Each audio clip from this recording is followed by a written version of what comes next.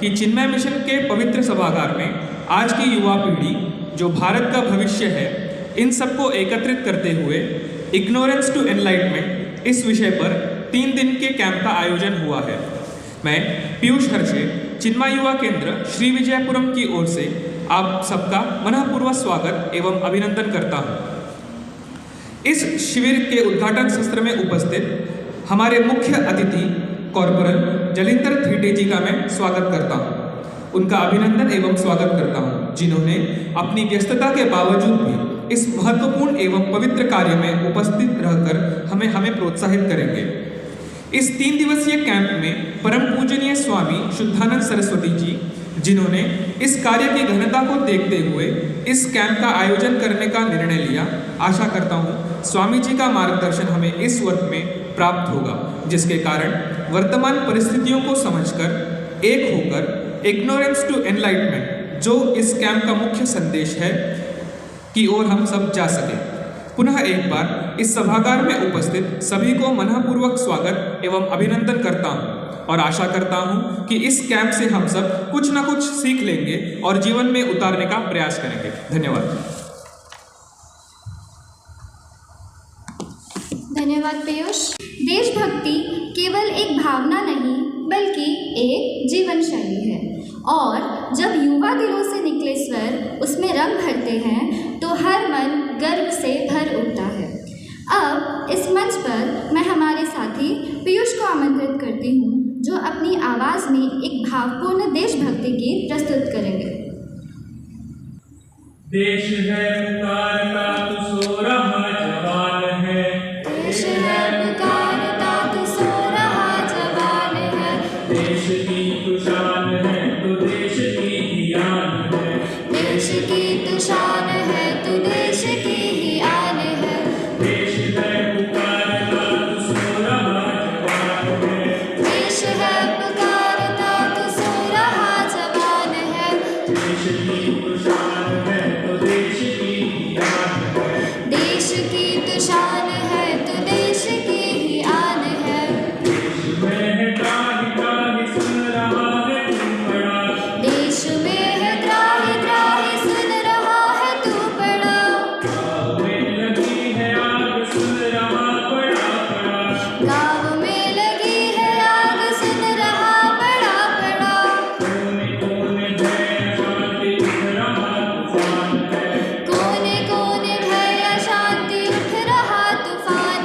है, देश की तू शान है तो देश की ही आन है, देश की तू शान है तू देश की ही आन है, देश है पुकारता तू सो रहा जवान है, देश है पुकारता तू सो रहा जवान है, देश की तू शान है तो देश की ही आन है, देश की तू शान है तू देश की ही आन है, है लाखों लोग गाँव गाँव जाएंगे, कौन है वे लाखों लोग गाँव गाँव जाएंगे, गीत सेवा गीत मुक्ति गीत गाएंगे, मुक्ति गीत सेवा गीत मुक्ति गीत गाएंगे, है लाखों लोग गाँव गाँव जाएंगे, कौन है वे लाखों लोग गाँव गाँव जाएंगे, गीत सेवा गीत मुक्ति गीत गाएंगे, भक्ति गीत सेवा गीत मुक्ति गीत गाएंगे, उनकी कोशिशों से उनका देश बाहर आएंगे, उनकी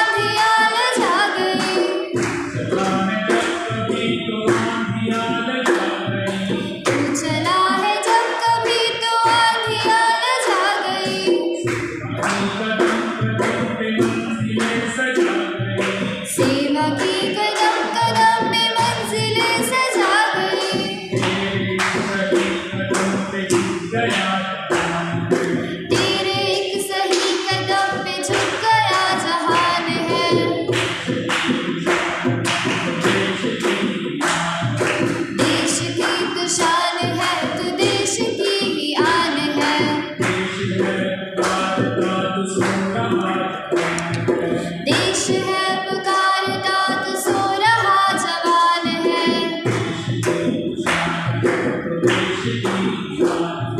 देश की तो शान है तो देश की ही आन है।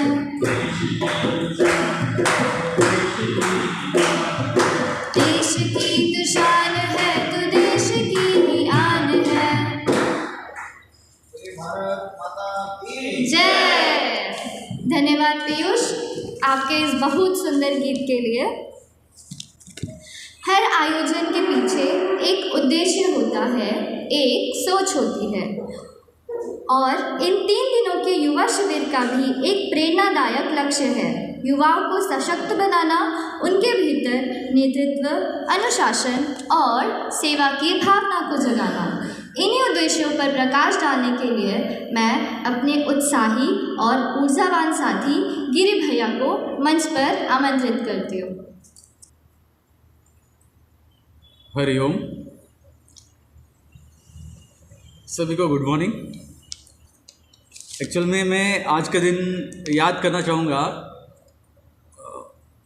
हमारे पूज्य परम पूज्य गुरुदेव चिन्मयानंद जी को, जिन्होंने ये रास्ता हमें दिखलाया कि अंधकार से रोशनी की तरफ कैसे बढ़े।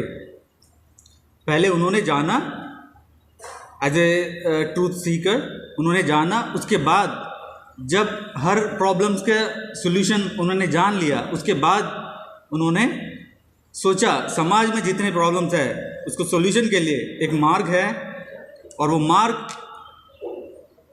उस सॉल्यूशन सब तक पहुंचने के लिए चिन्मया मिशन का संगठन हुआ, स्थापना हुआ।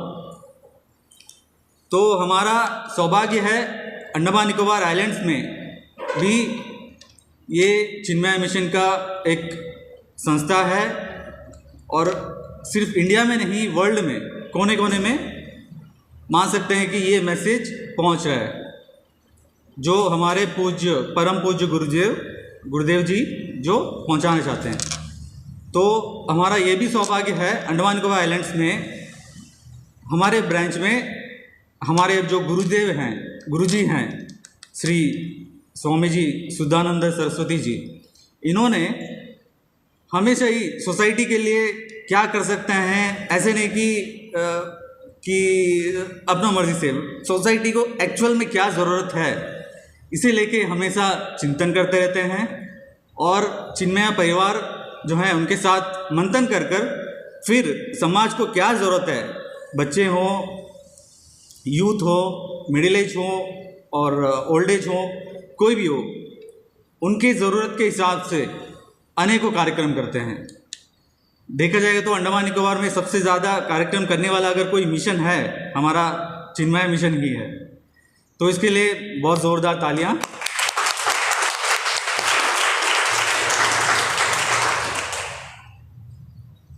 तो माय डियर फ्रेंड्स, ये थीम जो है, पिछले साल जो थीम था कल्टिवेटिंग इनर पीस, वो तब पिछले साल का जो सिचुएशन था उसके अकॉर्डिंगली था और इस साल बहुत ही बढ़िया एक स्टेप आगे, जो पिछले साल था उससे भी एक स्टेप आगे, फ्रॉम इग्नोरेंस टू एनलाइटनमेंट। ये एक बहुत बड़ा चीज़ है, बहुत ही गहरा चीज़ है जो अभी का सोसाइटी में एक्चुअल में बहुत नीड है, खास करके हमारे युवाओं को। इसीलिए इस 3 डेज़ का जो कैंप अभी जो लगाया है, जो अभी आज शुरुआत होने वाला है, ये बहुत इम्पॉर्टेंट है। क्योंकि देखिए हमें जो इग्नोरेंस है हमारे लाइफ में कैसे है, हमें पता है फ़ोन एडिक्शन है, उसमें ज़्यादा फ्लो नहीं होना, रील्स में नहीं जाना, पता है, ऐसा नहीं कि नहीं पता है, पता है, फिर भी क्या हम वही करते रहते हैं। ये क्या है? ये इग्नोरेंस। उसी तरह देखेंगे तो ड्राइविंग करते हैं रोड में, आप तो जानते ही यहाँ कितना ही एक्सीडेंट होते रहते हैं, रोड में गड्ढे होते हैं, ट्रैफिक पुलिस खड़ा होता है, फिर भी हम बिना हेलमेट के, हम सब नहीं, कोई बिना हेलमेट के जाते रहते हैं। इसे भी मान सकते हैं कि बड़ा इग्नोरेंस है। और देखा जाएगा तो ड्रग्स भी हैं, तरह तरह के जो ड्रग्स है, वो भी कंज्यूम करते हैं। ये सब कुछ पता हो के वैसे गलती करने से उसका परिणाम बुरा होगा, ये सबको पता है, फिर भी उसको नज़रअंदाज करके, इग्नोर करके हम जो है वही करते रहते हैं। This is called ignorance. अभी हम फ्रॉम इग्नोरेंस टू एनलाइटमेंट की तरफ बढ़ने वाले हैं। एनलाइटमेंट क्या होता है दोस्तों? एनलाइटमेंट, जैसे मान लीजिए आपके पास बढ़िया से रोड है, मक्खन जैसा रोड है, ट्रैफिक पुलिस नहीं है, कुछ भी नहीं है, फिर भी आप जब हेलमेट पहनकर खुशी खुशी जब वो रास्ते में जाते हैं, उसे कहते हैं एनलाइटमेंट। तब आपका खुशी होगा, कोई तरह का डर नहीं है, आप जो जर्नी है उसे एंजॉय कर रहे हैं। तो उसी तरह good morning sir, Hariom sir. तो उसी तरह एनलाइटमेंट, अभी जैसे मैंने ड्रग्स का एग्जांपल दिया, उसी तरह जैसे आपको कोई फ्री में भी दे दे, बहुत तरह तरह के ड्रग्स हैं, वो फ्री में भी दे दे, आप बहुत खुश हैं, आपको ये सब ज़रूरत ही नहीं है। No matter what it is, जो भी है आप खुश हैं, हैप्पी है, आपको कोई ड्रग्स का सब्सटेंस ये सब लेने का कोई ज़रूरत ही नहीं है। That is called a way from ignorance to enlightenment. तो दोस्तों, आप सभी का बहुत बहुत वेलकम। ये जो जर्नी है फ्रॉम इग्नोरेंस टू एनलाइटमेंट, ये जर्नी आपके लाइफ में एक बड़ा चेंज ला सकता है अगर आप अपने आप से क्वेश्चन करें कि इस कैंप में हम क्या सीखे हैं। नॉट फ्रॉम आउटसाइड, बाहर से नहीं, बाहर से तो कुछ भी हो सकता है, अंदर से आप सेल्फ क्वेश्चन करना पड़ेगा कि हमारा लाइफ में ये जो कैंप है कितना इम्पोर्टेंट है, इसमें क्या बदलाव हम कर सकते हैं हमारे लाइफ में। तो मैं उम्मीद करता हूँ आप सब इस कैंप का लाभ उठाएंगे, और मैं बहुत बहुत धन्यवाद देता हूँ हमारे चिन्मय जी जो पूज्य गुरु जी हैं, और यहाँ पोर्ट ब्लेयर के स्वामी जी, बहुत बहुत धन्यवाद।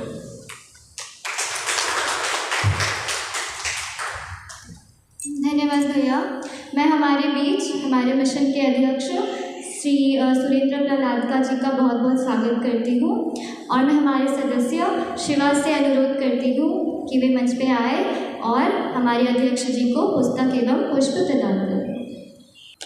अब मैं हमारे प्यारे पूजनीय स्वामी जी से अनुग्रह करती हूँ कि वे हमारे बीच आए और अपने आशीर्वचनों से हमारा उत्साह बढ़ाएं।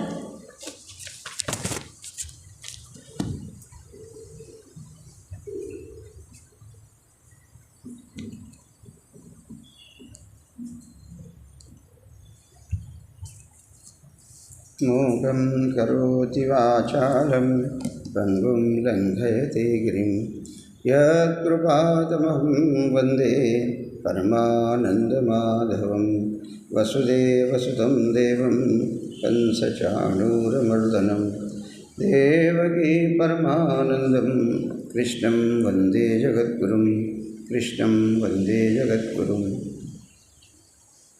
आज के कार्यक्रम के मुख्य अतिथि माननीय एनसीसी ऑफिसर तेजेंद्र जी, चिन्मय मिशन के अध्यक्ष माननीय सुरेंद्र जी, और चिन्मय युवा केंद्र के हमारे पदाधिकारीगण, और इस शिविर में उपस्थित भाइयों बहनों। पिछले वर्ष भी इस प्रकार का कार्यक्रम आयोजित किया गया था, और इस वर्ष भी ये कार्यक्रम बड़े आनंद और हर्ष की बात है कि हम इस कार्यक्रम को अभी आज यहाँ शुरू करने जा रहे हैं। और शिविर का जो थीम है, जो संस्कृत में बोलते हैं तमसो मां ज्योतिर्गमय, ठीक है, अंधकार से प्रकाश की ओर, हम अज्ञान से ज्ञान की ओर बढ़ेंगे। अभी देखो, ज्ञान तो हमारे पास में है ना, हम तो सब स्कूल में जाते हैं, कॉलेज में जाते हैं, पढ़ते हैं, सबके पास डिग्रियां हैं, तो ज्ञान तो सबके पास में है। इग्नोरेंस तो किसी के पास में नहीं, अज्ञानी तो कोई नहीं है। We all have the knowledge, सब कॉलेज में जाते हैं, अच्छी डिग्रियां हैं, सब कुछ है, तो फिर ज्ञान किस बात का नहीं है? फिर हमें इग्नोरेंस क्या है? फिर अंधकार क्या है? तो अंधकार है, जो अज्ञान है, वो ये है कि केवल डिग्रियां जो है जीवन में काम में नहीं आती हैं, है ना। किसी ने बहुत अच्छा उर्दू का एक शेर है, ठीक है, डिग्रियां तो तालीम के खर्चों की रसीदें हैं, डिग्रियां तो तालीम के खर्चों की रसीदें हैं, इल्म तो वो है जो किरदार में झलकता है ना? डिग्रियां तो ठीक है, केवल डिग्री से काम थोड़ी चलता है। जीवन में हम उस डिग्री का कैसे उपयोग करते हैं। तो ये जो अज्ञान है, जीवन के लक्ष्य के बारे में, जीवन को समझना, जीवन जैसा जीना है उसको वैसे समझना, ये बहुत जरूरी है। आजकल विशेषकर हमारे युवाओं के लिए, सबके लिए, हम अपने जीवन के लक्ष्य को समझते ही नहीं हैं। प्राप्त क्या करना है, जाना कहाँ है ना, जीवन का उद्देश्य क्या है। तो इसके लिए अज्ञान से ज्ञान की ओर हम बढ़े। तमसो मां ज्योतिर्गमय, अंधकार से प्रकाश की ओर बढ़े। जीवन जैसा है वैसा उसको समझें, अपने डिग्रियों का, अपने ज्ञान का सदुपयोग करें, अच्छा उपयोग करें, है ना। ये जो है, ये इस शिविर का पर्पस है। हमारे गुरुदेव स्वामी चिन्मयानंद जी, he was very particular about the youth power, युवा शक्ति। आप सब जानते हैं कि देश में हमारे यहाँ करोड़ों की तादाद में युवा शक्ति है, यंग जनरेशन है, युवा पॉपुलेशन है। दुनिया के जो गिने चुने युवा देश हैं उनमें से एक हमारा हिंदुस्तान है। इतनी युवा शक्ति है, इतना हमारे पास युवा का जो क्षमता है, उस युवा शक्ति को, एनर्जी को हमको चैनलाइज करने की आवश्यकता है ना। उसको प्रॉपर गाइडेंस। देखो, आप सब तो मिशन से जुड़े लोग हैं, आप जानते हैं, यदि हम अंडमान के बारे में बात करें, शहर के बारे में बात करें, पोर्टर के बारे में बात करें, है ना, तो कितने सारे जो गलत आदतें हैं, है ना, एडिक्शन है ना, ड्रिंकिंग है, कितना ज़्यादा है। और उसमें हमारे युवा उसमें कितने इन्वॉल्व हैं। बड़ा अच्छा एक शेर मेरे को फिर से याद आता है, नहीं क्या, एक कदम गलत उठाता राहे शौक में, एक कदम गलत उठाता राहे शौक में, मंजिलें तमाम उम्र मुझे ढूंढती रही, है ना। एक यदि हमने एक कदम गलत उठा दिया, एक यदि हम थोड़ा अपने मार्ग से भटक गए, तो जो मंजिलें हैं, जो लक्ष्य है, वो सारे जीवन भर हमको ढूंढता रहता है, हम उस तक पहुंच ही नहीं पाते हैं। तो इसके लिए, क्योंकि देखो ये जो उम्र है, क्योंकि हम उस एज से गुजरे हैं, यू नो, आपकी जो उम्र है 15 साल की, 16 साल की, 18 की, 20 की, 22 की, 25 की, हमने उस एज को पार किया। तो वी नो कि उस एज में पढ़ाई को छोड़ करके बाकी सब अच्छा लगता है ना। पढ़ने को छोड़ के बाकी सब में मज़ा आता है। आप खेलने के लिए बोल दो, खेलने और क्या बोलते हैं उसको, पिकनिक के लिए बोल दो, और बाकी सब काम, पढ़ते समय नींद आ जाती है ना। पढ़ते समय जो है वो आगे पीछे होना शुरू हो जाता है, वो दैट इज होता है, उसमें कोई नए बात आपके साथ हो रहा है ऐसा नहीं है, दैट इज हैपन्स। लेकिन उसी समय हमको सावधानी रखने की आवश्यकता है। हमने जो लक्ष्य तय किया है, मैं हमेशा बोलता हूँ, इसके लिए सनातन धर्म में हमारे यहाँ पे आश्रम की व्यवस्था है, ब्रह्मचर्य, गृहस्थ, वानप्रस्थ, सन्यासी। 25 साल तक अप टू 25 ईयर्स यदि हमने अच्छे से अपने लक्ष्य की प्राप्ति के लिए प्रयास कर लिया, अच्छी मेहनत कर ली, तो आने वाले जो 3 आश्रम हैं वो बड़े आनंद से हम जी सकते हैं। गृहस्थाश्रम भी अच्छा जाएगा, वानप्रस्थ भी जाएगा और संन्यास भी जाएगा। तो इसके लिए अपना लक्ष्य तय करो और लक्ष्य को तय करने के बाद में लक्ष्य की प्राप्ति के लिए पूरी मेहनत करो, पूरा समर्पण करो और उसके साथ में अच्छे विचारों के साथ में जुड़े रहो, है ना। हम जो संस्कारों की बात करते हैं किसके लिए करते हैं? क्योंकि ये संस्कार ही हमको गलत मार्ग में जाने से रोकते हैं। भटकने के मार्ग बहुत है, छोटी छोटी चीज़ें आदमी नहीं क्या पता नहीं कब हमारी गाड़ी ट्रैक से उतर जाती है। So we have to be very very very careful, बहुत सावधान रहने की आवश्यकता है। यदि हम में अच्छे संस्कार हैं, यदि हम अच्छी संस्थाओं से जुड़े हैं, तो हम गलत मार्ग पर जाने से बचेंगे।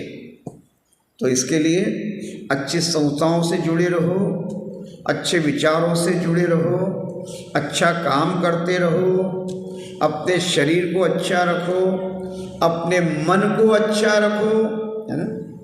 मन को अच्छा रखो, शरीर अच्छा है तो मन भी अच्छा है, मन अच्छा है तो बुद्धि भी अच्छी है, बुद्धि अच्छा है तो काम भी अच्छा होगा, काम अच्छा होगा तो परिणाम भी अच्छा आएगा। तो इसके लिए ये जो कैंप पे आने वाले 3 दिन हमारे पास अभी है, 3 दिन में हमने कोशिश की थी ज़्यादा बच्चे आए, लेकिन बारिश के कारण है या और कुछ हम लोगों को संपर्क नहीं कर पाए। तो व्हाटएवर अभी जो नंबर है दोबारा भी आगे कोशिश करेंगे ज़्यादा लोग आए। तो जो लोग आए हैं आप सबका स्वागत है। आप 3 दिन का ये शिविर है, तो इस 3 दिन के शिविर में आप मन लगा करके भाग लीजिए, पार्टिसिपेट कीजिए। जो लिखता है नोट्स आपको फाइल दिया गया है, उसमें एक नोट पैड है, उसमें एक कलम है, उसमें एक पेंसिल है, एक इरेजर भी है। तो आप नोट्स लिखते रहिए। यदि आपको कुछ समझ में नहीं आता है, the not going to one way session नहीं, ऐसा नहीं केवल यहाँ से बोला जाएगा और आपको सुनना है। 2 वे, 1 वे नहीं है। यदि आपको कुछ पूछना है स्पीकर से, तो उनका कार्यक्रम खत्म होने के बाद में हम 15 मिनट आपको देंगे, यू कैन आस्क यदि आपका कोई डाउट है तो 3 दिन हम लोग मिल कर के कोई अच्छी चर्चा करेंगे, अच्छा प्रयास करेंगे, कोई अच्छे विषय के ऊपर चर्चा करेंगे, निर्णय करेंगे और अपने जीवन को अच्छा बनाने का प्रयास करेंगे। तो आपका पुनः एक बार बहुत बहुत स्वागत है। और 3 दिन का ये शिविर, कल का कार्यक्रम भी एक बड़ा कार्यक्रम है बाहर जाने का, हम उसके बारे में शाम को चर्चा करेंगे। Thank you.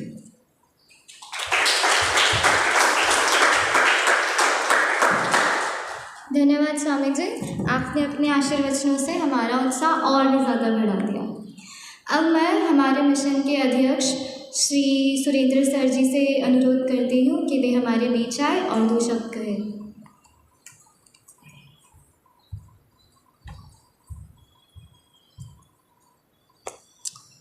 हरिओम। इस मधुर माहौल में रमणीयता हो गई है, पूरी प्रकृति की बारिश शुरू हो गई है और ऐसे में गर्मी की छुट्टी है और उस छुट्टियों में समय का उचित उपयोग करने के लिए इन युवाओं ने, आप सब ने मिलकर ये जो 3 दिन का शिविर रखा है, मैं आप सबको बहुत बहुत शुभकामनाएं देता हूँ कि उसका पूर्ण, स्वामी जी ने जो कहा, कुछ लोग नहीं आ सके, हम लोग चेष्टा करेंगे आज शाम से कि और लोग आएँ और इसका पूरा लाभ उठाएं। मगर जो आप लोग हैं इसका पूरा लाभ उठाइए। स्वामी जी ने कहा भारत एक युवाओं का देश है।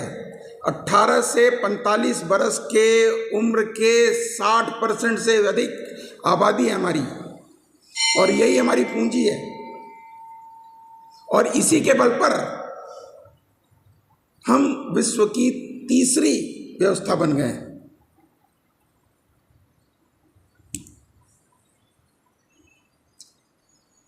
ह्यूमन रिसोर्सेस, यूथ पावर सबसे बड़ी पूंजी होती है परिवार की, देश की और पूरे विश्व की।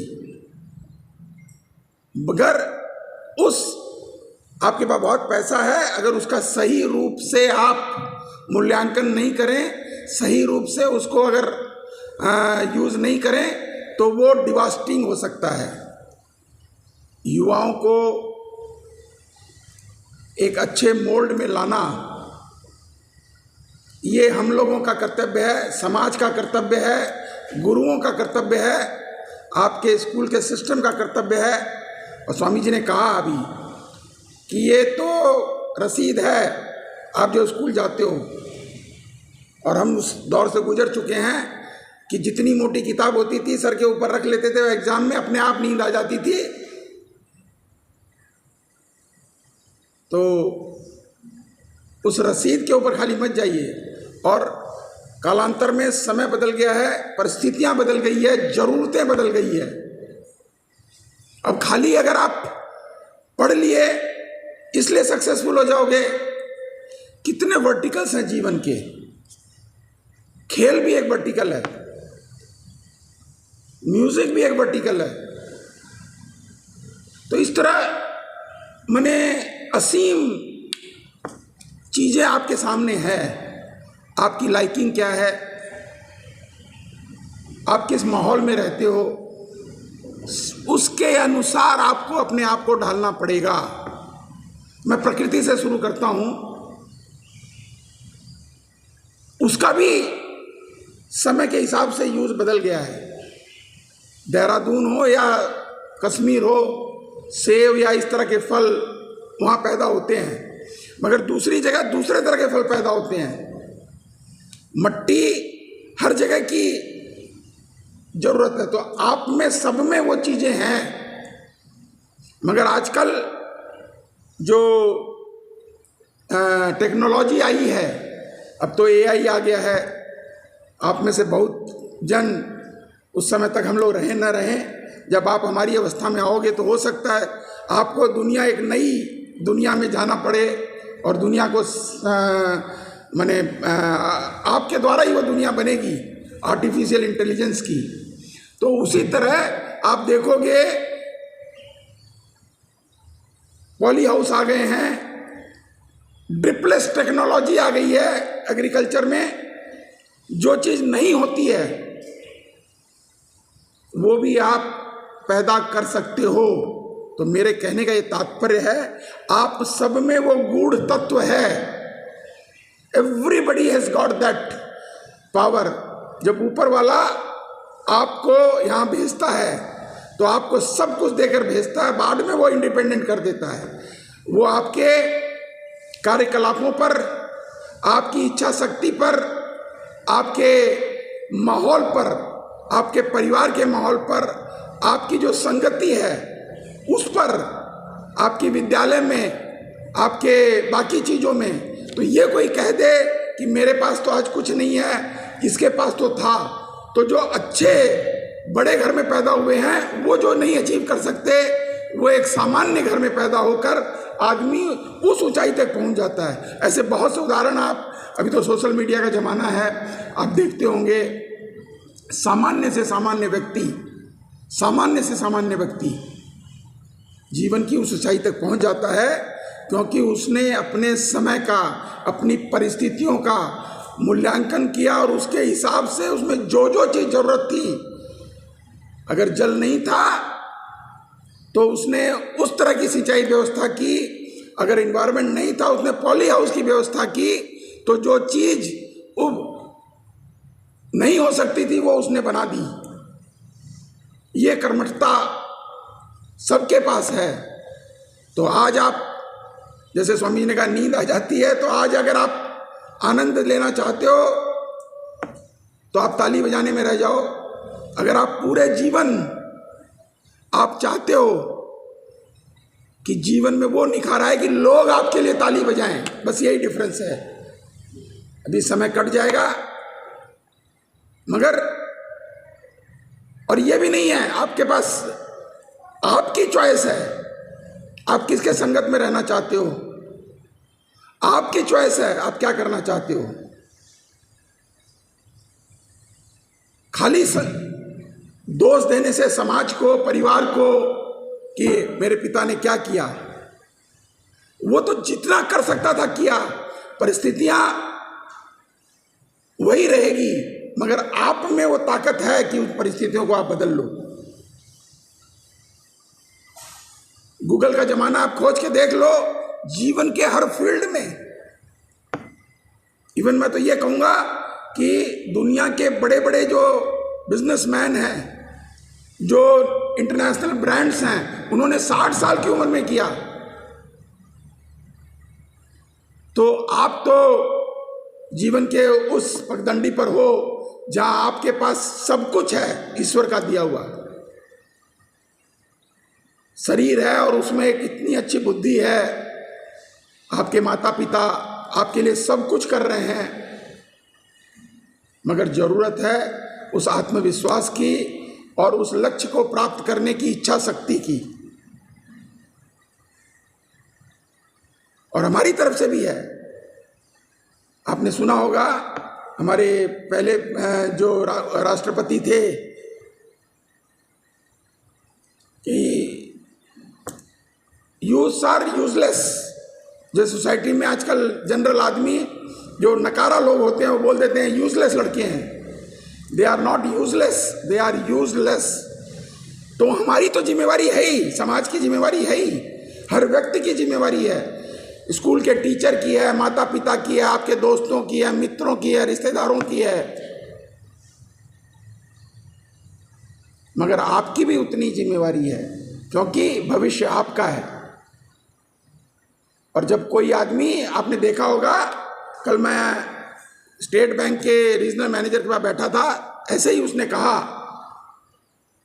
कि एक व्यक्ति था रांची, अगर आप साउथ इंडिया में चले जाओ, वेस्टर्न इंडिया में चले जाओ, तो शायद बहुत कम लोग बता पाएंगे रांची कहाँ है, मगर एक बच्चा था जिसने रांची को विश्व पटल पर बना दिया।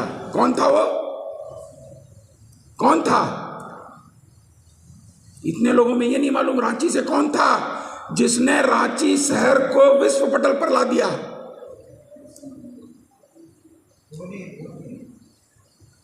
वो है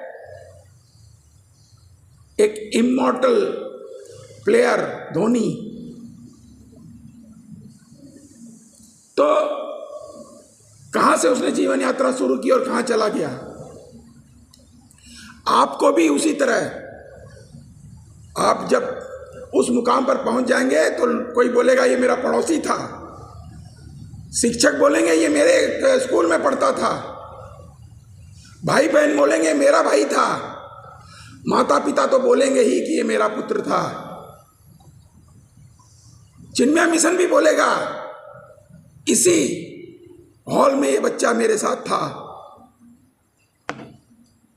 बहुत शक्ति है आप लोगों में, ईश्वर की अनुकंपा है, मगर उसको निखारना है, और वो सिर्फ और सिर्फ आप ही में है।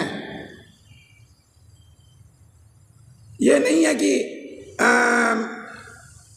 जिसके पिताजी बहुत बड़े प्रोफेसर थे या बहुत बड़े एक्टर थे, वो इफेक्ट होता है। लोग बोलते हैं डीएनए में कुछ गुण होते हैं, मगर हमें तो देखा है कईयों के हैं, 90% के लोग हैं जो रहते हैं वो नीचे वाले नहीं हो पाते हैं, क्योंकि उनमें वो साधना नहीं है, उनमें वो लक्ष्य को प्राप्त करने की उत्सुकता नहीं है।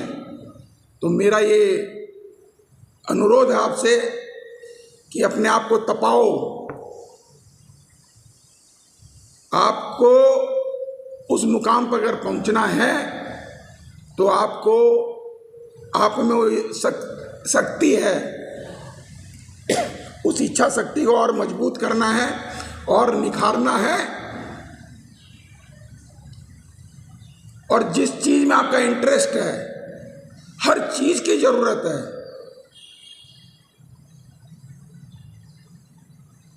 हर वर्टिकल में, मैंने जैसे बताया कि आप अगर पढ़ाई में हो तो खेल में हो, या म्यूज़िक में हो, या आर्ट में हो, या और किसी चीज़ में हो, हर चीज़ की ज़रूरत है। उस चीज़ को निखारिए, मगर एक बेसिक चीज़ होती है वो पढ़ाई में आपको करनी है, उसका बहुत महत्वपूर्ण है। बाकी सारी खाद और बाकी पॉली हाउस और इन्वायरमेंट सब कुछ होगा, मगर मिट्टी तैयार करनी है, वो सब उसमें वो क्षमता है। तो आप लोगों से ये निवेदन है, इन 3 दिनों में और आने वाले और दिनों में आप भी इस तरह बने कि लोग आपके नाम से अपने आप को आइडेंटिफाई करें आगे आने वाले जीवन में। मेरी आपको बहुत बहुत शुभकामनाएं। और इसको तो हमारे गुरुदेव ने कहा, ये पावर हाउस है। ऐसी जगह पर अगर इस तरह के कार्यक्रम होते हैं तो आपको तो अपने आप ब्लेसिंग मिल गई इस हवाओं में, इन फिजाओं में। आप सबका एक बार पुनः धन्यवाद।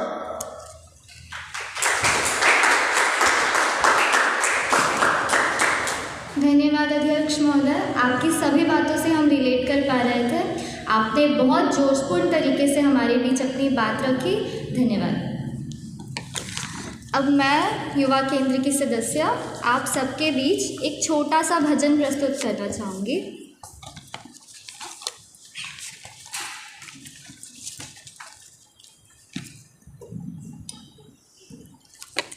अब सौंप दिया इस जीवन का सब भार तुम्हारे हाथों में।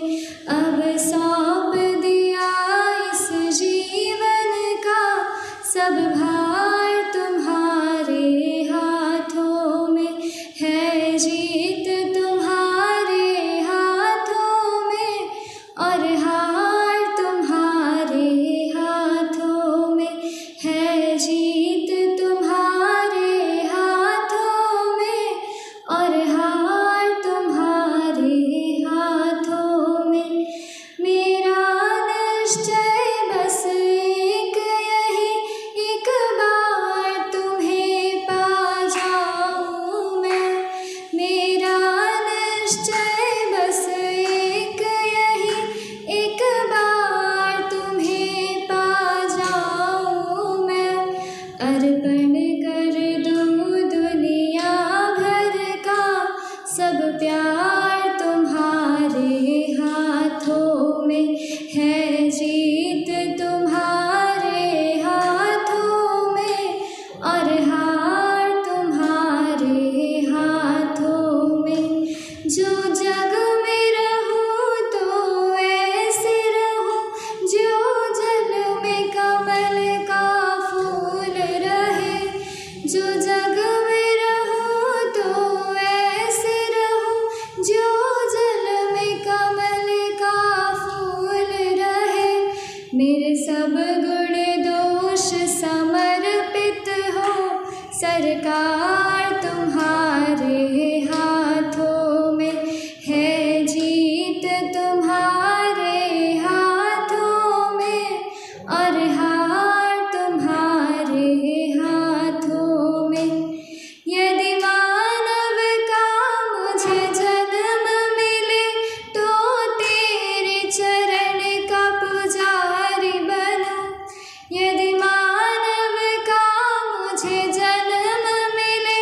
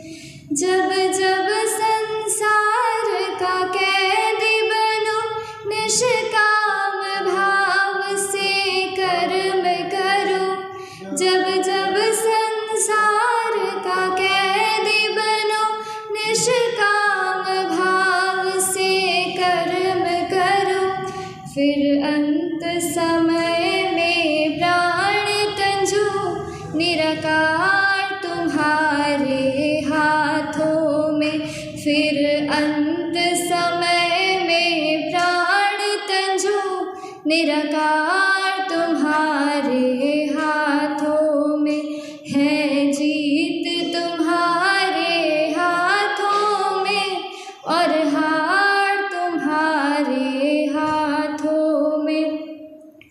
मुझ में तुझ में बस भेद यही, मैं नर हूँ तुम नारायण हो। मुझ में तुझ में बस भेद यही, मैं नर हूँ तुम नारायण हो। मैं हूँ संसार के हाथों में, संसार तुम्हारे हाथों में। मैं हूँ संसार के हाथों में, संसार तुम्हारे हाथों में। अब सौंप दिया इस जीवन का सब भार तुम्हारे हाथों में। अब सौंप दिया इस जीवन का सब भार तुम्हारे हाथों में है, जीत तुम्हारे हाथों में और हार तुम्हारे हाथों में। अर्पण कर दूँ दुनिया भर का सब प्यार तुम्हारे हाथों में। मेरे सब गुण दोष समर्पित हो सरकार तुम्हारे हाथों में। इस पूजा की एक एक रग का हो तार तुम्हारे हाथों में। मैं हूँ संसार के हाथों में, संसार तुम्हारे हाथों में। धन्यवाद। हमारे बीच डिफेंस से आए हुए हमारे अतिथि कॉर्पोरल जालंधर थेटे जी भी मौजूद हैं। सर, मैं आपका बहुत बहुत स्वागत करती हूँ और आपसे अनुरोध करती हूँ कि आप हमारे युवाओं का मार्गदर्शन करें। सभी को गुड मॉर्निंग। जोर से आवाज़ आनी चाहिए। जय हिंद। गुड। आज मुझे यहाँ चिन्मय मिशन की तरफ से आने के लिए जो संधि मिली, उसके लिए मैं चिन्मय मिशन स्वामी जी और चिन्मय मिशन के जो भी सारे पदाधिकारी हैं उनका बहुत बहुत धन्यवाद देना चाहता हूँ। आज मैं आपको डिफेंस या जो हम इंडियन आर्म्ड फोर्सेस बोलते हैं वो क्या है, कौन कौन से उसके ब्रांचेस है, क्या क्या कौन कौन से ब्रांच का क्या क्या काम होता है, अगर हमें किसी को इंडियन आर्म्ड फोर्सेस में ज्वाइन करना है तो हम कैसे कर सकते हैं, इसके बारे में आपको बताऊंगा। तो जैसे किसी देश की बात आती है या किसी कंट्री की बात आती है तो सबसे इम्पोर्टेंट होता है आज के डेट में कि उस कंट्री का जो डिफेंस है वो कैसा है। ठीक, जनरली अपने जो इंडियन आर्म्ड फोर्सेस है उसमें 4 चीज़ें आती है मेनली। जो एक है इंडियन आर्मी, ठीक है, ध्यान से सुनिए, जनरल नॉलेज के लिए भी आपके लिए सही रहेगा। एक है इंडियन आर्मी, दूसरा है इंडियन नेवी, तीसरा है इंडियन एयरफोर्स एंड चौथा है इंडियन कोस्ट गार्ड। यहाँ अंडमान में ये सारी चीज़ें आपको अवेलेबल मिल जाएगी एक ही जगह पे। यहाँ कोस्ट गार्ड भी है, एयरफोर्स भी है, आर्मी भी है, नेवी भी है। इसके अलावा भी अपने देश के पास और भी पैरामिलिट्री फोर्सेस है, उनको पैरामिलिट्री कहा जाता है। Defence forces and paramilitary forces में ये डिफरेंस होता है कि जो पैरामिलिट्री फोर्सेस है वो होम मिनिस्ट्री के अंडर आती है। हर स्टेट का या हर कंट्री का अलग अलग रूल्स होते हैं, अलग अलग जो मतलब डिवाइड्स किया जाता है काम को। उस हिसाब से जो पैरामिलिट्री है वो होम मिनिस्ट्री के अंडर आती है और ये जो बाकी जो मैंने बताए Indian Armed Forces, Indian Air Force, Indian Army, Indian Navy and Indian Coast Guard, ये आते हैं डिफेंस मिनिस्ट्री के अंडर। तो ये हुआ अपने इंडियन आर्म्ड फोर्सेस का ब्यौरा। उसके बाद हम इंडियन आर्म्ड फोर्सेस को किस नज़रिए से देखते हैं, कैसे देखते हैं, हम उसको कैसे ज्वाइन कर सकते हैं। होता है कि थोड़ा सा नॉलेज की कमी की वजह से हम इंडियन आर्म्ड फोर्सेस में क्या है क्या नहीं है पता नहीं होता। एक्चुअली होता ये कि जो आर्म्ड फोर्सेस की कुछ चीज़ें होती है वो सीक्रेट होती है, वो बाहर नहीं जाती। जैसे अपने इंडिया का एक सीक्रेट लॉ है, सीक्रेट एक्ट 1923, तो वो हर इंडियन को लागू होता है। तो ज़्यादा इन्फॉर्मेशन कोई भी चीज़ होती है उसमें नहीं दी जाती, उसमें इंफॉर्मेशन लीकेज का समस्या रहती है। तो मैं ये बताना चाहूँगा, जैसे आर्मी है, एयरफोर्स है, ये या अपना चिन्मय मिशन को ही ले लो, कोई भी जो ऑर्गेनाइजेशन है वो एक सिस्टम से चलती है। तो वैसे ही मैं आज आपको ज़्यादातर इंडियन एयरफोर्स के बारे में बताऊँगा।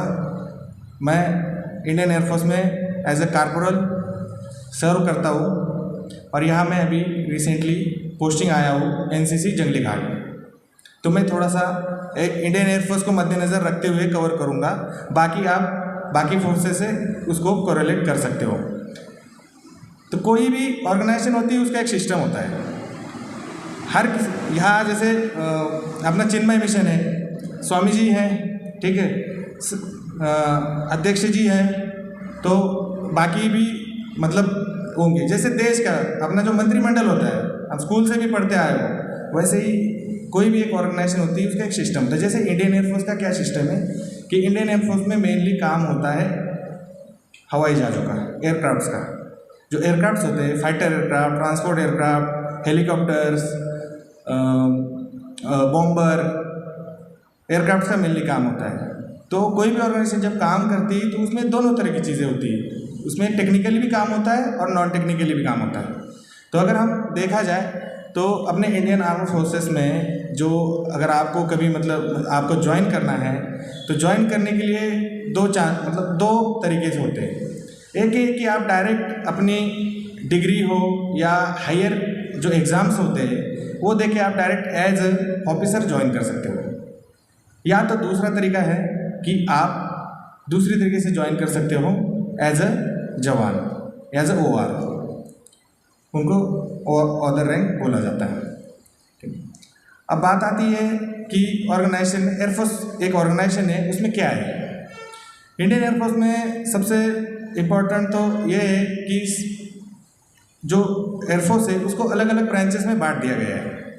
कि जैसे फ्लाइंग से रिलेटेड है तो फ्लाइंग ब्रांच है, एडमिनिस्ट्रेटिव काम होगा, जैसे अपना चिन्मय मिशन है उसका भी एडमिनिस्ट्रेटिव काम होता होगा, उसका कोई हेड होगा, तो एडमिनिस्ट्रेटिव ब्रांच है। उसके बाद हर कोई भी मतलब ऑर्गेनाइजेशन का एक लॉजिस्टिक सपोर्ट चाहिए होता है, तो एक लॉजिस्टिक का ब्रांच है। उसके बाद मेडिकल है, मतलब सारे ब्रांचेस है, जो एक संस्था को चलाने के लिए जितनी भी ज़रूरत होती है वो सारे ब्रांचेस है। अब मैं थोड़ा सा ब्रीफ में आपको बता देता हूँ कि आप एज अ अफसर इंडियन एयरफोर्स में या आर्मी में या नेवी में कैसे ज्वाइन कर सकते हो। सबसे पहले तो आता है, अगर आपका 12th चल रहा है, आपका 12th कंटिन्यू है, 12th के बाद अगर आप 12.5 ईयर आपका हो गया है तो सबसे पहले आप दे सकते हो NDA का exam. National defence academy Khadakwasla Pune में लोकेटेड है, ठीक है।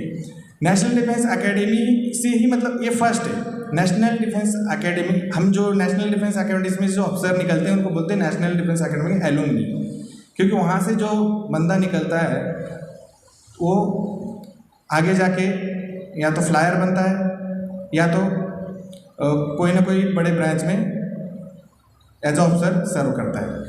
तो सबसे पहला चांस आता है, अगर इंडियन आर्म्ड फोर्सेस में अगर आपको जाना है तो सबसे पहला मौका आता है NDA का आपके पास। NDA का साल में 2 बार नोटिफिकेशन निकलता है और NDA का जो एग्ज़ाम है वो कंडक्ट कराता है UPSC। UPSC का फुल फॉर्म पता है किसी को? Public service commission. गुड। ये बीच में इसलिए पूछ रहा हूँ, इंटरेक्शन होगा तो अच्छा रहता है, अगर इंटरेक्शन नहीं होगा, 1 वे कमीशन होगा तो समझ में कम आता है। तो आपके पास पहला मौका है NDA का। आप 12th अपेयर कर रहे होंगे उस समय आप एनडीए का एग्ज़ाम दे सकते हो।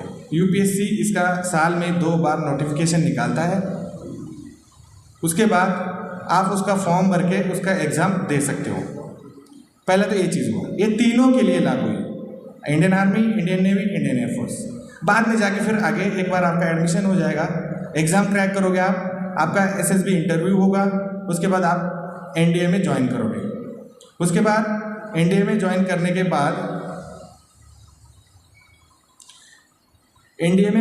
के बाद फिर आपको आगे बांट दिया जाएगा, इंडियन आर्मी, इंडियन नेवी या इंडियन एयरफोर्स में बांट दिया जाएगा। ये हुआ पहला चांस। अगर आप डिफेंस में आते हो अर्ली एज में तो ये हो गया आपका पहला चांस। उसके बाद और भी बहुत सारी एयरफोर्स की तरफ से एक एग्ज़ाम होता है एपकैट। अगर आपने ग्रेजुएशन कर लिया है, कोई भी हो, बीए हो, बीकॉम हो, बीएससी हो, इंजीनियरिंग हो, कोई भी डिग्री आपने ले ली है और अगर आप इंडियन आर्म फोर्सेस ज्वाइन करना चाहते हो तो दूसरा चांस एयरफोर्स की तरफ से रहता है, वो है एपकैट का एग्ज़ाम।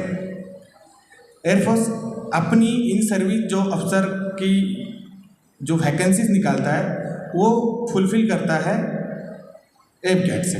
एपकैट एक एग्ज़ाम है जो आप डिग्री के बाद दे सकते हो। सेम प्रोसीजर, एपकैट का एग्ज़ाम होगा, उसके बाद आपका एसएसबी इंटरव्यू होगा, उसके बाद आपकी ज्वाइनिंग होगी, उसके बाद ट्रेनिंग होगा, उसके बाद फिर आपको पोस्टिंग दिए जाएंगे पास आउट के बाद। तीसरा मौका है ग्रेजुएशन के बाद आप सीडीएस होता है कंबाइंड डिफेंस सर्विस। जैसे एनडीए है, नेशनल डिफेंस एकेडमी, एनडीए का जो एग्ज़ाम होता है सेम सीडीएस का एग्ज़ाम होता है। ये होता है डिग्री के बाद। एनडीए में आपको जाने का मौका मिलता है 12th के बाद, या 12th में आप हो तब आप अपेयर कर सकते हो उसमें। और आपको सीडीएस के थ्रू इंडियन आर्म फोर्सेस में अफसर बनने का मौका मिलता है डिग्री के बाद। अगर आपके पास डिग्री है तो आप सीडीएस का एग्ज़ाम दे सकते हो। सेम साल में 2 बार यूपीएससी नोटिफिकेशन निकालता है, यूपीएससी ये एग्ज़ाम कंडक्ट कराता है, यूपीएससी इसका सारा मैनेजमेंट देखता है। सेम प्रोसीजर, एग्ज़ाम होगा, एसएसबी इंटरव्यू होगा, उसके बाद आपका ज्वाइनिंग होगा, आपका ट्रेनिंग होगा, उसके बाद आपको पोस्टिंग दिए जाएंगे अलग अलग जगह। ये हो गया अफसर्स का। अगर वही हम आते अदर रैंक्स में, अगर आपको अदर रैंक्स में ज्वाइन करना है तो अलग अलग तरीके के वो है। अभी आपने सुना होगा अग्निवीर, ठीक है। अभी मैं अग्निवीर की बात करूँगा क्योंकि जनरली जो मेन जो एनरोलमेंट था एयरफोर्स में, आर्मी में, नेवी में, वो अभी अग्निवीर प्रोसेस के थ्रू ही हो रहा है। अग्निवीर स्कीम में क्या है कि ये 4 साल के लिए लाया गया। इसको किसी किसी कंट्री में टूर ऑफ ड्यूटी भी कहा जाता है। अग्निवीर लाने का मेन मकसद यही था कि देश के मैक्सिमम युवा डिफेंस ट्रेंड हो जाए। अगर कोई सिविलियन है और एक डिफेंस पर्सनल है तो एक सिविलियन और एक डिफेंस पर्सनल में बहुत फ़र्क होता है। डिफेंस पर्सनल मतलब डिसिप्लिन, और सिविलियन मतलब इनडिसिप्लिन तो नहीं कह सकते, लेकिन वो जो तरीका होता है वो नहीं। जैसे डिसिप्लिन हम कहाँ से, हम स्कूल टाइम से डिसिप्लिन सीखते हैं, ठीक है। हम यंग एज में आ जाते हैं तो हमें ऐसे मिशंस मिल जाते हैं, हम डिप्रेशन में आ जाते हैं। तो डिसिप्लिन सीखने के लिए कई सारी जगह है। डिफेंस में भर्ती होने के बाद डिसिप्लिन सबसे इम्पोर्टेंट रहता है। अभी अग्निवीर स्कीम में क्या, अग्निवीर स्कीम लाया गया है। मेरे साथ भी काफ़ी सारे अग्निवीर काम करते हैं, साथ में रहते हैं हम। इसमें आपका अलग अलग ट्रेड में एनरोलमेंट किया जाता है। जैसे मेरा ट्रेड है इंजन फिटर, ठीक है, इंजन का टेक्नीशियन हूँ मैं। वैसे ही सेम मैंने जैसे बताया कोई भी ऑर्गेनाइजेशन होती है उसकी अलग अलग ब्रांचेस होती है, वैसे ही सेम है। एयरक्राफ्ट को अगर आप लोगे तो एयरक्राफ्ट में क्या, एयरक्राफ्ट में स्ट्रक्चर है, एयरक्राफ्ट में इंजन है, एयरक्राफ्ट में इलेक्ट्रॉनिक सिस्टम है, एयरक्राफ्ट में वेपन सिस्टम है, एयरक्राफ्ट में सारी चीज़ें हैं। तो उसी हिसाब से एक बंदा तो सारा काम कर नहीं सकता, है ना। जैसे स्कूल में एक ही टीचर सारे सब्जेक्ट नहीं पढ़ाता, हर टीचर अलग अलग सब्जेक्ट पढ़ाता है ना। तो वैसे ही एक बंदा सारे काम कर नहीं सकता, इसलिए क्या है, सिस्टम से उसको बांट दिया है। तो अलग अलग ट्रेड्स होते हैं इंडियन एयरफोर्स में, उसके लिए अलग अलग तरीके से भर्ती होती है, इनरोलमेंट निकलता है। तो अग्निवीर स्कीम में क्या है, अगर आपको भर्ती होना है तो आप 12th के बाद इसमें एग्ज़ाम होगा, एग्ज़ाम के बाद आपका मेडिकल होगा, मेडिकल के बाद आपका इंटरव्यू होगा और उसके बाद आपका सिलेक्शन होके आप ट्रेनिंग के लिए जाओगे। अब मैं आपको बताना चाहूँगा एज ए जनरल नॉलेज, जो एयरफोर्स की कुछ मतलब लोकेशन वाइज जो संस्थाएं हैं, जैसे कि हमारा जो एयरफोर्स का बेसिक जो ट्रेनिंग होता है वो होता है बेलगाम में। बेलगाम में बेसिक ट्रेनिंग हमारा जो होता है एयरफोर्स का वो होता है बेलगाम में, सांबरा करके एक जगह है, वहाँ होता है। उसके बाद जो ट्रेनिंग है वो अलग अलग जगह होता है। जैसे कुछ ट्रेनिंग है जलाली बेंगलोर में होता है, ETI and ITI 2 training institute है वहाँ। कुछ ट्रेड का ट्रेनिंग होता है ताम्रम चेन्नई में होता है, कुछ ट्रेड का ट्रेनिंग आउडी में होता है। आउडी इंडिया का व्हीकल हब है, ठीक है, इंडिया की मैक्सिमम गाड़ियाँ आउडी से ही बनती है। कुछ ट्रेनिंग वहाँ होता है, उसके बाद कुछ ट्रेनिंग दिल्ली में होता है। तो एयरफोर्स में अलग अलग काम के हिसाब से अलग अलग काफ़ी सारे ट्रेड है, मैं बता देता हूँ आपको। जैसे propulsion fitter, structure fitter, weapon fitter, electronic fitter, elect fitter, Adam assistant, catering assistant, ऐसे बहुत सारे ट्रेड हैं। इंडियन एयरफोर्स की एक प्यारा फोर्स है जिसको हम स्पेशल फोर्सेस में काउंट करते हैं। कोई बता सकता है कोई भी एक स्पेशल, जो अपनी इंडिया की जो स्पेशल फोर्सेस है, कोई भी एक फोर्स का कोई नाम बता सकता है?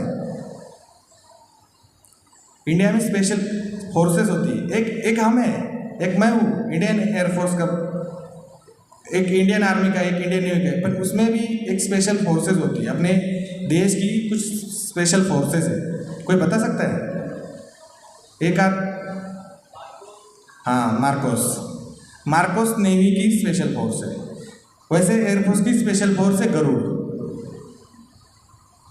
आर्मी की स्पेशल फोर्स है प्यारा, और सिविल में स्पेशल फोर्स है NHG। NHG में जनरली बंदे मतलब डिफेंस प्लस पैरामिलिट्री से आते हैं, दोनों के रहते हैं। और आपने जब भी कहीं कुछ होता है तो आपने NHG का रोल देखा होगा, NHG वाले क्या करते हैं। तो ये हो गया स्पेशल फोर्सेस के बारे में। इसके बाद आर्मी के बारे में थोड़ा ब्रीफ में बताता हूँ जनरल नॉलेज के लिए। जो अपनी इंडियन आर्मी है उसका जो इम्पोर्टेंट रोल है वो सबसे ज़्यादा है।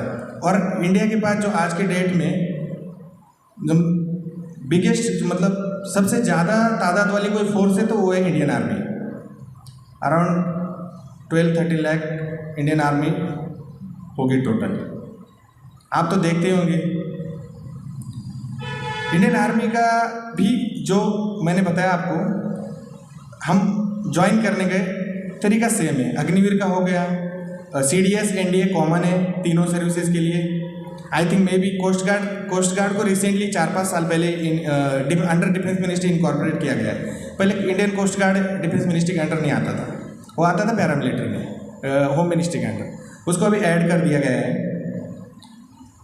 तो ये तीनों के लिए CDS और ये दोनों कॉमन है एग्ज़ाम। अभी बात आती है स्पेशल। तो आर्मी में अगर आपको जाना है तो आर्मी में ये जो मैंने बताए 3 ये तो हो गए। एक तो आप अग्निवीर स्कीम के थ्रू जाओगे, एक NDA होगा, एक CDS होगा। इसके अलावा और एक एग्ज़ाम होता है आर्मी का ACC का full form army cadet corps.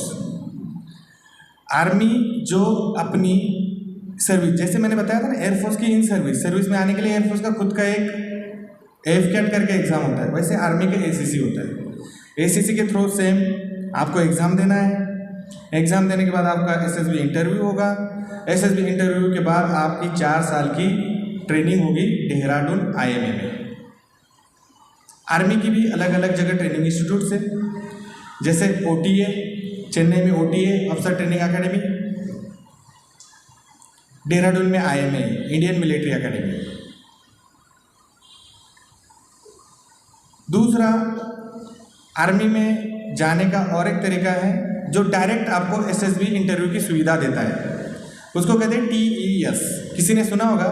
कोई 12th क्रॉस किया है कि TES, टेक्निकल एंट्री स्कीम? ये आर्मी और नेवी दोनों में होता है, एयरफोर्स में नहीं होता है।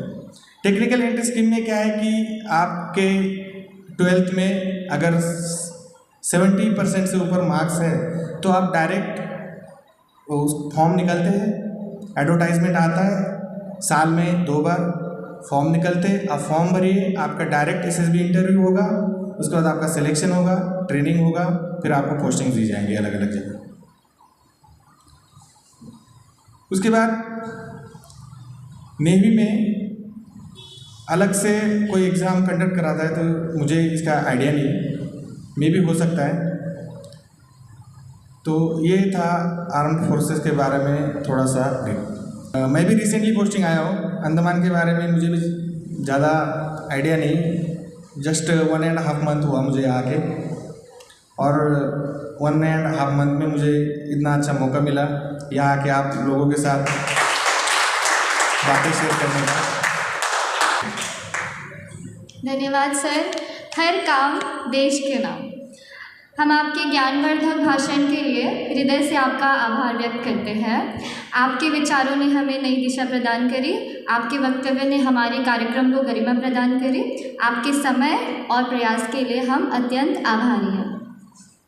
अब मैं हमारे मिशन की सदस्य खुशबू राठौर से अनुरोध करती हूँ कि वे आए और वोट ऑफ थैंक्स प्रदान करें।